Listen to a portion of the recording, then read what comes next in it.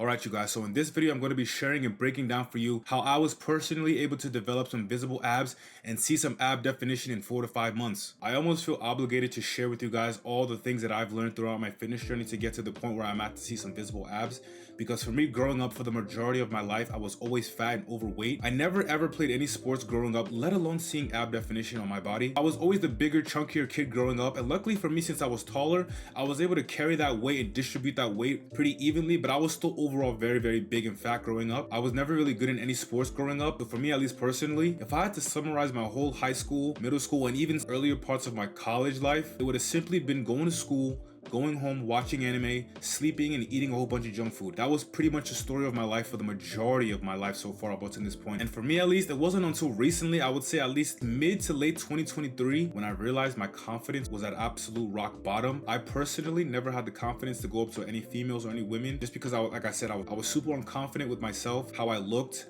I knew I was getting bigger, but I just didn't know where to start. So essentially guys, I gave up on bettering myself for the most part of my early college and pretty much my whole high school career. It wasn't until very recently, I would say 2023, is when I started to really shift my mindset, and literally last year is when I really locked and dialed into my overall fitness journey to get to the point where I'm at today. So I want to just share with you guys some of the main key takeaways that I was able to implement specifically within the past 5 months to see visible abs and have the confidence that I have today. The very first thing I did was track my food and weigh all my foods. I made sure to be very intentional with what I put in my body. One thing you're going to realize, or you should know at this point, is that the diet and nutrition is literally 80% of what's going to make or break you when it comes to your overall physique and fitness goals. So yeah, diet for me personally was the hardest adjustment for me as far as my overall fitness journey. So the number one thing I dialed in on and made sure was on point was my nutrition and my diet. I made sure that I was able to calculate overall the calories that I would need to intake to be in a calorie deficit for me to lose weight and lose body fat. And for me, that calorie range was between 2,300 to 2,500. Because if you guys didn't know, about 4 to 5 months ago, I was weighing around 270 pounds. So I did my calculation and figured out that for me to lose weight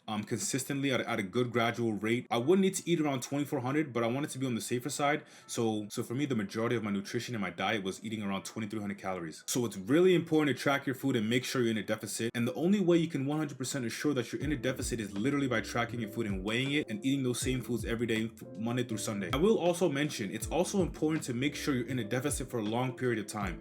For me, at least, that's kind of what worked for me to get to the point where I'm at today. And even still to this point, I'm still eating at a calorie deficit. I think I have about 2 to 3 more months in this deficit before I can, bump up my calories and eat at maintenance. But for now, for the most part, it's really important that you're eating in a calorie deficit. And the only way to track that is to literally weigh your foods and know what you're eating on a daily basis. And the second thing I did for me, guys, was steady state cardio. For me, starting off as a bigger guy, it was really hard for me to run on the treadmill at a slight jog for like 45-50 minutes. So for me, what was actually sustainable was literally going to the gym, hopping on the treadmill, walking for 15 minutes, no more than a 2.7 speed and no more than a 6 to 7 incline. So I would either do 15 minutes of cardio before my workout and then 15 minutes of cardio after my workout, or I can lump all 30 minutes of cardio after my workout. But it was really important for me to get my steps in. And yeah, I know a lot of people talk about getting 10K steps a day. I do have a watch, so I was able to track my steps. And for the most part, I was around like 6 to 8K steps on average. I would get 10K steps some days, but for me at least, I was never intentionally trying to get 10K steps. I was always just trying to make sure I was getting my steps in. So it was really important for you guys to also know the importance of, at least some form of steady state cardio. It doesn't have to be anything crazy. For me, what I've come to realize is that the steady state cardio is just a little icing on the cake as far as progressing that fat loss. Now, the third thing I did was lift weights. One mistake that I did when I first started my fitness journey was literally doing a whole bunch of cardio and skipping weights completely. That was a big no-no, because for me at least, I was starting to see some differences in my body, especially in my face, but overall my stomach and my legs and my arms were still kind of flabby. So I did my research and found out that just doing cardio every single day is, for one, not sustainable, especially if you're starting off at a bigger weight, which I know I did. So just doing a whole bunch of cardio and skipping weights completely is not something I would recommend for most people who are trying to build a leaner physique and see some visible abs. Early on, about 4 or 5 months ago, when I was first starting to lock in on my overall journey to get to the point where I'm at today,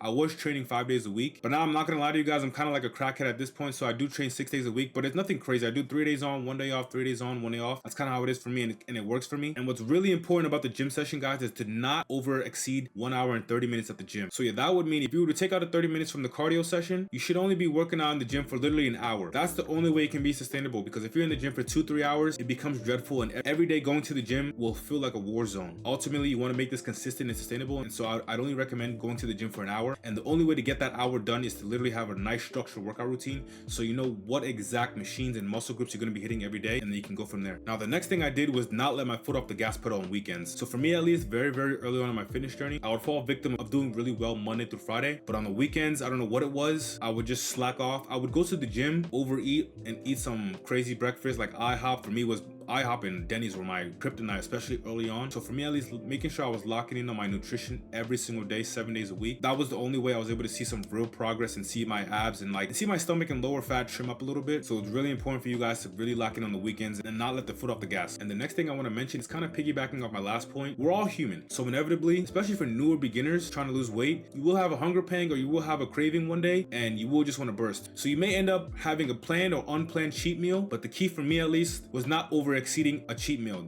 I would never try to make it a cheat day and make the whole day full of eating a whole bunch of junk food. So if I was to eat something that I was craving really badly, whether that was a planned or unplanned cheat meal, I would only make it a cheat meal. After that, my next meal would be right back on track as far as my meal prep and overall just being consistent with everything else. Because I know a lot of people feel guilty when they overeat or do have a cheat meal, and then the next day they do some extra cardio just to compensate for that. But ultimately, just get right back on track on what you would normally do as far as your workout routine and your nutrition, and you should be fine. And the next thing I did, guys, was track my weight and my overall body progress as far as like, you know, weekly progress photos. I will say though, it is not healthy to track your weight every single day because your weight will fluctuate. So that's something I noticed, especially when I was really big. I would track my weight every single day and I would feel discouraged whenever it went up or down, especially when it went up. So it's really important, guys, to just track your weight weekly. Pick one day out of the week. I prefer a Sunday morning, and every week I would track my weight to see how my progression was going. And for the most part, it was always dropping. Every single week it was always dropping because I was always eating the same foods every single day. I would switch out the carbs here or there if I was tired of one carb source, but ultimately I always made sure I was eating around the same calorie range and tracking my weight weekly. And last but not least is to overall trust the process and be patient. I know that may sound like a cliche to you guys, but trust me, it is very important to just trust the process and not be impatient, because weight loss, especially fat loss, and if you're also trying to build muscle and have some visible ab definition, that takes time, especially if you're starting off really big. And for me, what I noticed when I was impatient and somehow wanted the process to speed up, that was only because in my mind I wasn't 100% sure of what I was doing. So that is why it is really important to have an overall proper structure when it comes to your diet, fitness, and nutrition. Because what I've noticed is that if you have a proper designated personalized game plan for you and your goals, you can literally just relax and just focus on executing every single day. So even on days where maybe your weight goes up or maybe a day you don't feel like you've progressed, if you're following a proper structure and you know you're executing every single day consistently, you know at the end of the day, 4, 5, 6 months from now, you will be at your goal, but you just have to be consistent. And the only way to be consistent and not have any worry in your mind that maybe this is not working, or maybe I need to change some things and do like a complete 360 and go on like a vegan diet or something crazy, is to overall have a proper structure and really understand what you're doing on a day-to-day basis, and trusting and believing that process, because that is the only way you can be consistent and stick through it for weeks and then months. So yeah, that's all I have for you guys today. Thank you.